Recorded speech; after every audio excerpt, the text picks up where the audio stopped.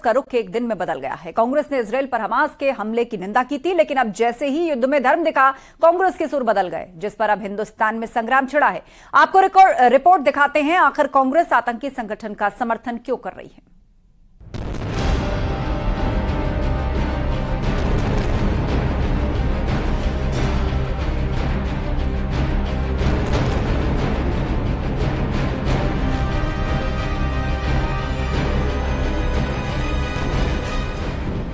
Israel और Hamas के बीच छिड़ी जंग का सियासी रंग हिंदुस्तान की राजनीति में तेजी से बदल रहा है। जो कांग्रेस इससे पहले इजराइल पर हमास के हमले की निंदा कर रही थी, अब वही कांग्रेस आतंकी संगठन हमास के समर्थन में आ चुकी है। और ये तब हुआ जब इस जंग में धर्म का रंग सियासी दलों को दिखने लगा। कांग्रेस कार्य समिति में एक प्रस्ताव पारित हुआ। इस प्रस्ताव में फिलिस्तीनियों की जमीन, स्वशासन और आत्मसम्मान के साथ जीवन के अधिकारों का समर्थन किया गया। प्रस्ताव में CWC ने तुरंत युद्ध विराम की अपील की और संघर्ष को जन्म देने वाले मुद्दों पर बातचीत का आह्वान किया। हालांकि इससे पहले जो कांग्रेस नेता के बोल थे वो बिल्कुल उलट, जिस पर बीजेपी ने निशाना भी साधा। देखिए, हमास ने जो प्रथम हमला किया है वो पूरी तरह एक आतंकवादी गतिविधि है। किसी को ये अधिकार नहीं है कि बलपूर्वक किसी के यहाँ घुस जाए और उसका हत्या कर दे। 4-4, 500 लोग मारे गए। पर वहीं इस समय आवश्यकता इस बात की है कि हर हाल में कोई भी बात वार्ता से तय हो सकती है, हिंसा से नहीं। लेकिन देश की नीति हम आतंकवाद के विरोध में बड़ी मजबूती और शक्ति से खड़े हुए हैं, यहाँ देश के साथ खड़े हुए दिखाई देना चाहिए। आज जिस प्रकार का वातावरण निर्मित करते हैं, इनके खून में ही ऐसा है। आपने देखा होगा, अभी राहुल गांधी जी यात्रा निकाल रहे थे तो कश्मीर में कहा था एक आतंकवादी से मेरी आंख से आंख मिली। आज तक गिरफ्तार नहीं कराया, क्योंकि मित्र थे, दोस्त थे इनके।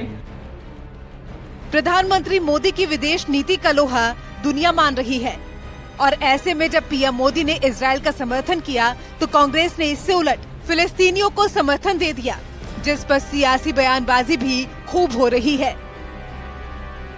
इन सब के इतर हमास से जारी जंग के बीच इजराइल के प्रधानमंत्री बेंजामिन नेतन्याहू ने भारत के प्रधानमंत्री नरेंद्र मोदी से फोन पर बातचीत की। प्रधानमंत्री मोदी ने ट्वीट कर इसकी जानकारी भी दी है। पीएम मोदी ने बताया कि नेतन्याहू ने मौजूदा हालात की जानकारी दी है। पीएम मोदी ने कहा, भारत आतंक की हर रूप में निंदा करता है। भारत इस समय इजराइल के साथ मजबूती से खड़ा है। यानी कि आतंक के खिलाफ इस लड़ाई में भारत का स्टैंड क्लियर है, लेकिन कांग्रेस पार्टी अपना स्टैंड ही क्लियर नहीं कर पा रही है, जिसका सियासी गलियारों में विरोध जारी है। सब लोग जानते हैं हमास के जो ये कृत्य हैं, जो घटनाएं हुई हैं पिछले समय इजराइल में, वो निश्चित रूप से हमारे सभ्य समाज के लिए कलंक है। जिस प्रकार से बच्चों के साथ, महिलाओं के साथ उनका व्यवहार रहा है, और हम लोग आतंकवाद का कभी समर्थन नहीं कर सकते। हमारी पार्टी इस तरह के कृत्यों के, आतंकवाद के हमेशा खिलाफ, और जैसा माननीय प्रधानमंत्री जी ने अपने संदेश में कहा भी है, और ये कांग्रेस का चरित्र रहा है। कांग्रेस हमेशा आतंकवादियों के साथ खड़ी रही है। इस पे जो देश के हित में हो, भारत का विचार विश्व स्तरीय, विश्व की शांति, विश्व की सुरक्षा के आधार पर होता है, और इसी आधार पर भारत निर्णय लेता है। तो भारत सरकार का जो निर्णय या जो बयान है वह इस आधार पर होता है, लेकिन कांग्रेस का बयान जो होता है उनकी एक विकृत मानसिकता का परिचय होता है। इससे ज्यादा मैं कुछ नहीं कर सकता।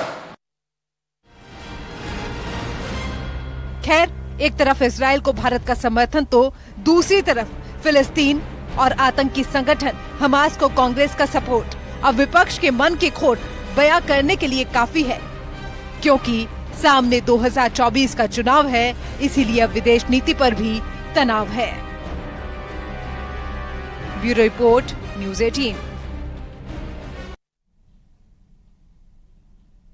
और वक्त एक ब्रेक का, जल्द होंगे हाजिर, कहीं मत जाइएगा।